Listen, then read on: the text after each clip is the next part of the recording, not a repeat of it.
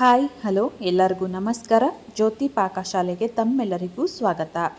ಯೂಟ್ಯೂಬ್ನ ಸಮಸ್ತ ವೀಕ್ಷಕರಿಗೂ ಯುಗಾದಿ ಹಬ್ಬದ ಶುಭಾಶಯಗಳು. ಇಂದಿನ ವಿಡಿಯೋದಲ್ಲಿ ನಾನು 2 ಬಾಳೆಹಣ್ಣನ್ನು ಬಳಸಿ ಒಂದೊಳ್ಳೆ ಸ್ವೀಟ್ ರೆಸಿಪಿಯನ್ನು ನಿಮ್ಮೊಂದಿಗೆ ಶೇರ್ ಮಾಡ್ಕೊಳ್ತಾ ಇದ್ದೇನೆ. 2 ಬಾಳೆಹಣ್ಣು ಇದ್ದರೆ ಸಾಕು, ಸ್ಪೆಷಲ್ಲಾಗಿ ಈ ಸ್ವೀಟ್ ರೆಸಿಪಿಯನ್ನು ಮಾಡ್ಕೊಳ್ಬೋದು. ಮಕ್ಕಳಿಗಂತೂ ತುಂಬಾ ಇಷ್ಟ ಆಗುತ್ತೆ. ಹೆಚ್ಚು ಸಾಮಗ್ರಿ ಬೇಕಾಗಿಲ್ಲ. ತುಂಬಾ ಸಿಂಪಲ್ಲಾಗಿ ರುಚಿಕರವಾಗಿರುವಂತಹ ಬಾಳೆಹಣ್ಣಿನಿಂದ ಮಾಡಿರುವಂಥ ಈ ಸ್ವೀಟನ್ನು ಯಾವ ರೀತಿ ಮಾಡೋದು ಅಂತ ನೋಡೋಣ ಬನ್ನಿ. ಅದಕ್ಕಿಂತ ಮುಂಚೆ ಹೊಸದಾಗಿ ನಮ್ಮ ಕುಕ್ಕಿಂಗ್ ವಿಡಿಯೋಸ್ನ ನೋಡ್ತಿದ್ದಲ್ಲಿ ಜ್ಯೋತಿ ಪಾಕಶಾಲೆ ಚಾನಲ್ನ ಸಬ್ಸ್ಕ್ರೈಬ್ ಮಾಡ್ಕೊಳ್ಳಿ. ಈ ರೆಸಿಪಿ ಇಷ್ಟ ಆದಲ್ಲಿ ಒಂದು ಲೈಕನ್ನು ಮಾಡಿ. ಈ ಬಾಳೆಹಣ್ಣನ್ನು ಬಳಸಿ ಈ ಸ್ವೀಟನ್ನು ಯಾವ ರೀತಿ ಮಾಡೋದು ಅಂತ ನೋಡೋಣ ಬನ್ನಿ. ಮೊದಲಿಗೆ ನಾನಿಲ್ಲಿ 2 ಚೆನ್ನಾಗಿ ಹಣ್ಣಾಗಿರುವಂತಹ 2 ಪಚ್ಚೆ ಬಾಳೆಹಣ್ಣನ್ನು ತೆಗೆದುಕೊಂಡಿದ್ದೇನೆ.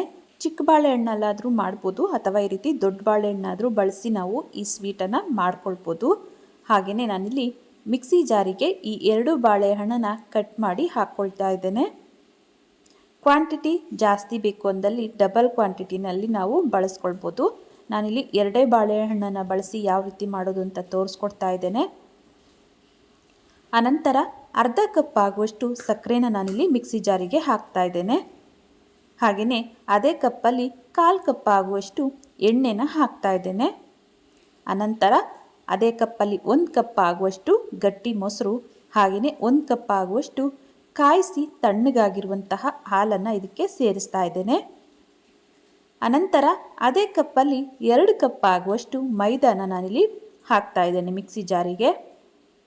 ನಾನಿಲ್ಲಿ ಮೈದಾನ ಬಳಸಿ ಮಾಡ್ತಾ ಇದ್ದೇನೆ. ಮೈದಾ ಅಥವಾ ಗೋಧಿ ಹಿಟ್ಟು ಯಾವ್ದು ಬೇಕಾದರೂ ನಾವಿಲ್ಲಿ ಬಳಸ್ಬೋದು. ಎಲ್ಲ ಪದಾರ್ಥಗಳನ್ನು ಒಂದೇ ಕಪ್ಪಲ್ಲಿ ಮೆಜರ್ಮೆಂಟ್ ತೋರಿಸ್ತಾ ಇದ್ದೇನೆ. 2 ಕಪ್ ಆಗುವಷ್ಟು ಮೈದಾನ ಸೇರಿಸಿ ಇದನ್ನು ನುಣ್ಣಗೆ ರುಬ್ಕೊಂಬರಬೇಕು.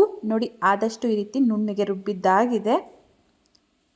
ಈಗ ಇದಕ್ಕೆ ಒಂದು ಅರ್ಧ ಟೀ ಸ್ಪೂನ್ ಆಗುವಷ್ಟು ಬೇಕಿಂಗ್ ಪೌಡರ್, ಹಾಗೆಯೇ 1/4 ಟೀ ಸ್ಪೂನ್ ಆಗುವಷ್ಟು ಅಡುಗೆ ಸೋಡಾನ ಇದಕ್ಕೆ ಸೇರಿಸ್ಕೊಳ್ತಾ ಇದ್ದೇನೆ.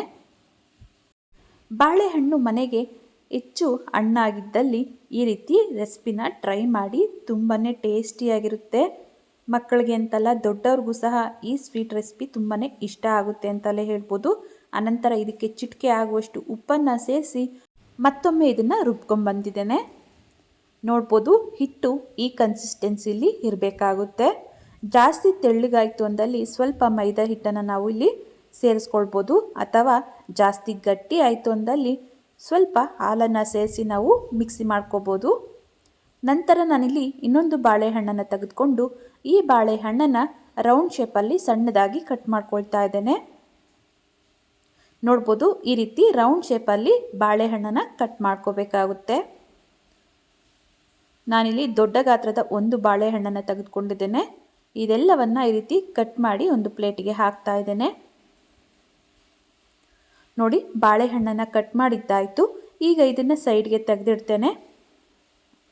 ಅನಂತರ ಗ್ಯಾಸ್ ಮೇಲೆ ಬಾಣಲೆನ ಇಟ್ಟು ಗ್ಯಾಸನ್ನು ಹಚ್ತೇನೆ. ಇದಕ್ಕೆ 2 ಟೀ ಸ್ಪೂನ್ ಆಗುವಷ್ಟು ತುಪ್ಪನ ಸೇರಿಸ್ಕೊಳ್ತಾ ಇದ್ದೇನೆ. ತುಪ್ಪ ಸ್ವಲ್ಪ ಬಿಸಿಯಾಗಿದ್ದೇನೆ. ಇದಕ್ಕೆ ಒಂದು 2 ಟೀ ಸ್ಪೂನ್ ಆಗುವಷ್ಟು ಸಕ್ಕರೆನ ಈ ರೀತಿ ಸ್ಪ್ರೆಡ್ ಮಾಡಬೇಕಾಗುತ್ತೆ. ಸಕ್ಕರೆನ ಈ ರೀತಿ ಈವೆನ್ ಆಗಿ ಎಲ್ಲ ಕಡೆ ಸ್ಪ್ರೆಡ್ ಮಾಡಬೇಕಾಗುತ್ತೆ. ಗ್ಯಾಸನ್ನು ಲೋ ಫ್ಲೇಮಲ್ಲಿಟ್ಟು ಸಕ್ಕರೆ ಎಲ್ಲವನ್ನು ಈ ರೀತಿ ಸ್ಪ್ರೆಡ್ ಮಾಡಿ, ಈ ಸಕ್ಕರೆ ಸ್ವಲ್ಪ ಮೆಲ್ಟ್ ಆಗೋವರೆಗೂ, ಕರಗೋವರೆಗೂ ಇದನ್ನು ಲೋ ಫ್ಲೇಮಲ್ಲೇ ಬಿಸಿ ಮಾಡಬೇಕಾಗುತ್ತೆ.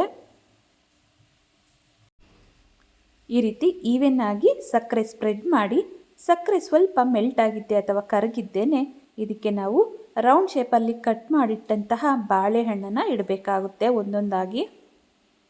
ನೋಡ್ಬೋದು, ಸಕ್ಕರೆ ಸ್ವಲ್ಪ ಮೆಲ್ಟ್ ಆಗ್ತಿದೆ. ಈಗ ಇದಕ್ಕೆ ಬಾಳೆಹಣ್ಣನ್ನು ಈ ರೀತಿಯಾಗಿ ಸ್ಪ್ರೆಡ್ ಮಾಡಬೇಕಾಗುತ್ತೆ. ನೋಡ್ಬೋದು, ನಾನು ಯಾವ ರೀತಿ ಇಡ್ತಾ ಇದ್ದೇನೆ ಅದೇ ರೀತಿ ಬಾಳೆಹಣ್ಣನ್ನು ಈ ರೀತಿಯಾಗಿ ಜೋಡಿಸ್ಬೇಕಾಗುತ್ತೆ. ಈ ರೀತಿಯಾಗಿ ಮಾಡೋದ್ರಿಂದ ಅಲ್ಲಲ್ಲಿ ಬಾಳೆಹಣ್ಣು ಸಾಫ್ಟಾಗಿ ಬಾಯಿಗೆ ಸಿಗ್ತಾ ತುಂಬಾ ಟೇಸ್ಟಿಯಾಗಿರುತ್ತೆ. ಯಾರೆಲ್ಲ ಇನ್ನೂ ಸಬ್ಸ್ಕ್ರೈಬ್ ಮಾಡ್ಕೊಳ್ದೆ ವಿಡಿಯೋನ ನೋಡ್ತಿದ್ದಲ್ಲಿ ಪ್ಲೀಸ್ ಸಬ್ಸ್ಕ್ರೈಬ್ ಮಾಡ್ಕೊಳ್ಳಿ.